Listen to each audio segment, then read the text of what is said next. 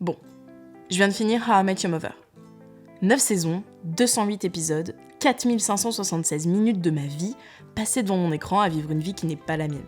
Et c'était trop bien. Sauf que maintenant, mis à part mes glandes lacrymales qui me chatouillent, j'ai encore cette sensation chelou que j'arrive pas à expliquer et qui monte en moi à chaque fois que je termine une série. Vous savez, ce moment juste après de... Bon... on fait quoi maintenant du coup ? Comme si la pièce dans laquelle je m'étais si bien installée depuis des années était tout d'un coup vide. Dexter, Buffy, Breaking Bad, Superstore, Glee, Friends, à chaque fois c'est le même débat, je ressens une émotion hyper forte, puis le vide. Le méga vide. Ma vie n'a plus de sens, je gère chez moi aléatoirement. Non, de l'autre côté. Ouais. Je cherche je sais pas quoi dans mes placards, comme si j'allais retrouver une suite ou un reboot sur un malentendu. Mais non, la fin alternative et non décevante de Game of Thrones. Incroyable. Je suis perdue et accessoirement en roue libre au sol à me demander pourquoi ça s'est terminé. Mais c'est vrai, pourquoi si une série marche hyper bien et qu'apparemment tout le monde y trouve son compte, autant l'audience que les scénaristes que la production, on déciderait délibérément de l'arrêter alors qu'il y a encore des choses à raconter. Je vous dis pas qu'il faut étendre les arcs narratifs au max, attention, il y a rien de pire qu'une série dont on se lasse parce qu'elle est trop longue. C'est Walking Dead. Mais si même nous, en tant que spectateurs, on voit qu'il y a du potentiel pour continuer l'histoire derrière, comment des producteurs décident d'en amener la conclusion au moment où en plus la série bat tous les records ? Pourquoi vouloir perdre un programme et frustrer son public ? Ça a pas de sens.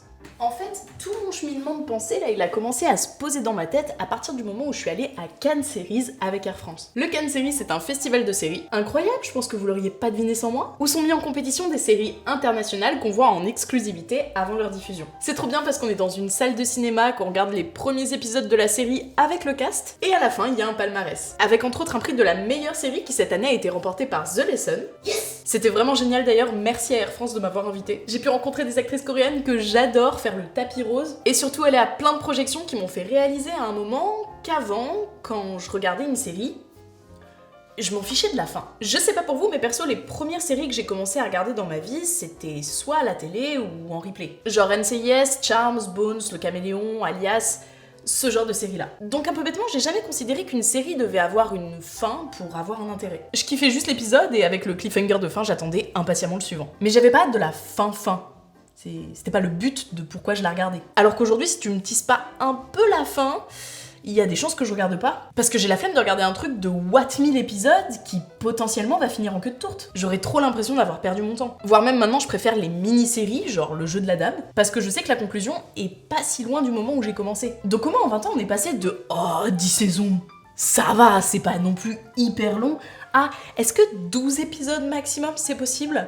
C'est déjà pas mal en vrai. Je pense que la première question qu'il faut se poser, c'est « Est-ce que les séries ont été initialement créées pour avoir une fin ?» Et pour pouvoir y répondre, il va falloir qu'on remonte un peu dans le temps. Je suis en train de perdre l'équilibre, les amis. Au secours! Les séries sont à la base des séries télévisées. Je sais, c'est bête à dire parce qu'aujourd'hui, ça nous viendrait plus trop à l'idée d'aller sur une chaîne pour en regarder une. Mais aux US, dans les années 50, avec l'avènement des stations télé électromécaniques, n'est-ce pas, quelques sitcoms et soap-opéras commencent à fleurir. Et l'idéal pour les chaînes de télé de l'époque, c'est que quand on commence une série, elle s'arrête surtout pas. Pendant ce premier âge d'or, il faut aussi garder en tête qu'il n'y a pas beaucoup de séries. Donc le choix du show qu'on regarde en tant que spectateur est plutôt limité. En fait, le but réside plus dans le fait d'avoir quelque chose à regarder à une heure précise que de savoir vraiment comment ça va finir. Voire c'est chiant que ça se finisse parce que c'est un risque de perte d'audience pour la chaîne. Ces shows-là, c'est ce que j'appelle personnellement des shows patates. Parce que pour moi, c'est une série feuilletonnante où tu peux éplucher tes patates sans pour autant risquer de louper un méga plot twist. Et en vrai, ça s'appelle un formula show. Ne sortez pas l'expression chaud patate comme si c'était quelque chose d'homologué. Donc ce sont des épisodes qu'on peut regarder indépendamment des uns des autres, bouclés de la même manière avec des variations de thèmes histoire d'avoir un minimum de rebondissement. Quelques innovations technologiques plus tard, à savoir à partir du magnétoscope à cassette dans les années 70, jusqu'à l'apparition du DVD en 1995, la fin s'impose beaucoup plus comme une nécessité. Parce que maintenant on peut revoir les épisodes et sans coupure pub. Oh damn! Et revoir un truc qui a pas d'enjeu, surtout qu'on peut le revoir quand on veut, c'est plutôt moyen. Et c'est pas rentable. Parce que qui dit cassette qu'on peut commercialiser dit revenu passif, donc on parle de sous qu'on peut se faire sur des dizaines d'années. En plus des rediffusions, des rachats de droits, des reboots, des remakes et j'en passe et des moins pires. Donc la fin devient un élément clé sur lequel on peut capitaliser. Et oui, et qui se doit d'arriver parce que sinon le spectateur va se lasser. Et passer plus facilement à autre chose, potentiellement sur une autre chaîne. Par cet habile déguisement de DVD, je maintiens votre attention. Ha! Trop forte! On veut plus produire des séries les plus longues possibles, mais celles qu'on pourra exploiter le plus longtemps après la fin. Surtout qu'en créant l'événement autour de la fin, encore plus à une époque où le streaming et le replay n'existaient pas, l'enjeu pour le téléspectateur était juste énorme. Quand ça fait 2 ans que tu regardes la même série tous les soirs et que tu loupes l'épisode final qui passe qu'en direct, franchement t'as le seum. Et attendre ce moment, ça permettait aux chaînes de fidéliser le public et d'atteindre des pics d'audience de malades. Comme par exemple pour Friends, dont le dernier épisode a été vu par 52,4 millions de téléspectateurs sur NBC. Au lieu de voir la fin comme un échec en se disant qu'on perd un programme, on s'en sert comme un argument de vente. Surtout dans le deuxième âge d'or des séries, dans les années 2000, où là les chaînes du câble commencent à être vraiment beaucoup plus nombreuses. Et où leur réputation se joue beaucoup sur ce qu'elles diffusent pour pouvoir vendre un abonnement. Et donc financer de nouvelles saisons et de nouvelles séries. C'est un autre mode de production qui se met en route avec un besoin d'annonceurs amoindri vu qu'il n'y a pas de coupure pub. Ça serait incroyable si YouTube en mettait une juste maintenant, vu qu'en général la fin d'une série sur une chaîne câblée est anticipée au même titre que toute la saison. Et c'est quelque part le même système que Netflix a aujourd'hui. Sauf qu'ajouté à ça, ils nous mettent en ligne l'intégralité de la saison pour nous laisser une full liberté sur quand et comment on la regardera. En tant que spectateur, on devient sans le vouloir le programmateur. Mais toute cette affaire, ça nous dit pas comment on finit de préférence bien une série. Parce que vous l'aurez compris, il y a quand même beaucoup d'enjeux quand c'est une chaîne qui produit. Genre leur réputation par exemple. Donc ils ont aucun intérêt à décevoir un public durement acquis pendant des années, surtout à la clôture. Non? Bon, j'avoue, ça j'ai commencé à me poser la question au retour quand je regardais ma série dans l'avion. Parce qu'en fait, Air France maintenant il propose un système de pass sur les courts et longs courriers, dont le pass stream pour pouvoir mater des séries avec une connexion haut débit. Et en plus en ce moment ils sont en train de développer leur catalogue, où il y aura les premiers épisodes des séries lauréates du Cannes Series de cette année, dont The Lesson dont je vous ai parlé juste avant et qui est vachement bien. Et ça tombe bien qu'ils sponsorisent cette vidéo, d'ailleurs merci à eux, parce que comme dans les airs quand on doit atterrir, en série quand on veut trouver la fin, on fait appel au pilote. Est-ce qu'Air France va valider ce jeu de mots les amis? Je ne suis pas sûre du tout. Dans la construction d'une série, on estime que les 2 épisodes les plus importants sont le pilote et la fin.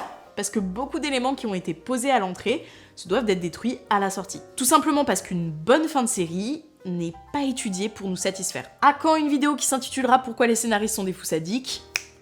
Restez connectés. Un bon final de série, c'est censé être une rupture narrative. Faut que vous ressentiez autant d'excitation de la regarder que de frustration de l'avoir vue. Et créer de la surprise, qu'elle soit bonne ou mauvaise, c'est le meilleur moyen de créer un équilibre entre ces deux sentiments. D'où le pourquoi on n'est jamais full content d'une fin de série, enfin...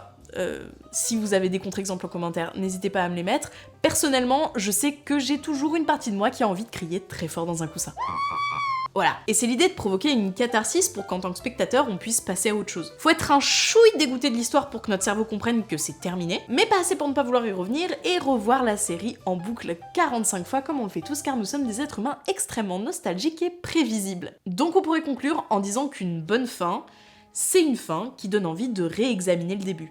C'est une fin qui prend son temps parce que les scénaristes peuvent eux-mêmes prendre le leur pour bien l'amener. C'est une limite rassurante pour tout ce qu'on a investi intellectuellement et émotionnellement, même si on la craint. Merci d'avoir regardé cette vidéo jusqu'au bout, j'espère qu'elle vous a plu. Merci à Air France, partenaire du Cannes Series, de l'avoir sponsorisé et de m'avoir invité. Air France qui est un acheteur majeur de films et de séries pour les diffuser à bord si vous saviez pas. Et c'est trop cool qu'ils travaillent en collaboration avec le Cannes Series du coup pour mettre en avant les séries lauréates. Donc si vous prenez l'avion cet été et que vous regardez une série qui est dans la sélection, ben vous penserez à moi. N'hésitez pas à vous abonner si c'est pas déjà fait, que ça soit ici ou sur mes réseaux, que ce soit Instagram, Twitter, TikTok, allez-y, les 3 à foison. N'hésitez pas à me laisser un pouce bleu pour me donner la force et à me mettre en commentaire votre fin de série mémorable. Je pense que ça va être drôle. Et comme d'hab, si vous voulez approfondir le sujet, je vous ai laissé ma bibliographie et mes sources dans la description. J'espère que tout ce que je viens de filmer va vraiment très bien rendre au montage. Et moi je vous dis à bientôt pour une prochaine vidéo. Salut!